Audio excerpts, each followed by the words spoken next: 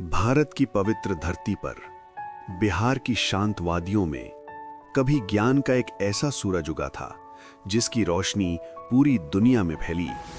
उसका नाम था नालंदा।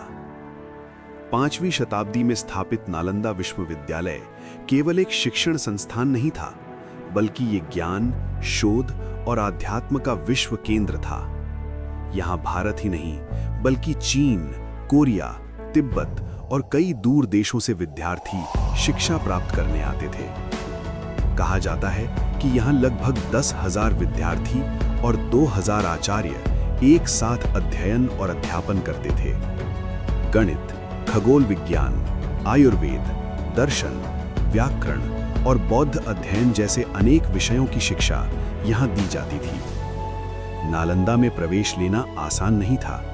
मुख्य द्वार पर विद्वान आचार्य कठिन प्रश्न पूछते थे और केवल योग्य विद्यार्थियों को ही प्रवेश मिलता था।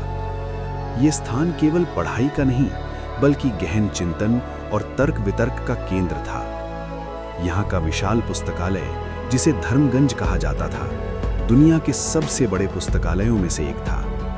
हजारों हस्तलिखित पांडुलिपियां यहाँ सुरक्षित रखी जाती थीं। ज्ञान का ये खजाना सदियों तक मानव सभ्यता को दिशा देता रहा।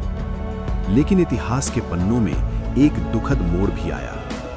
12वीं शताब्दी के अंत में इस महान विश्वविद्यालय पर आक्रमण हुआ।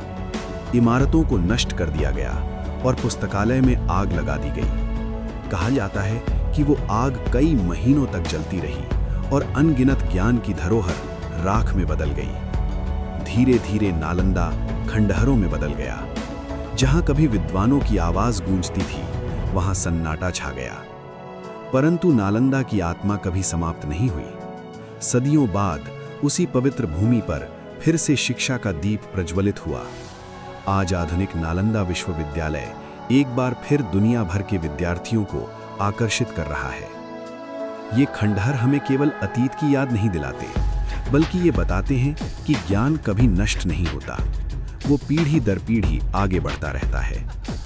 नालंदा केवल ईंट और पत्थरों की इमारत नहीं थी, ये एक विचार था, एक ऐसी सोच जिसने दुनिया को सिखाया कि सच्ची शक्ति ज्ञान में होती है। और यही कारण है कि आज भी जब सूरज इन प्राचीन खंडहरों पर उगता है, तो ऐसा लगता है मानो इतिहास फिर से हमें पुकार रहा हो। सीखते रहो, आगे बढ़ते रहो, क्योंकि ज्ञान ही असली विरासत है। नालंदा, जहां से दुनिया ने सीखा।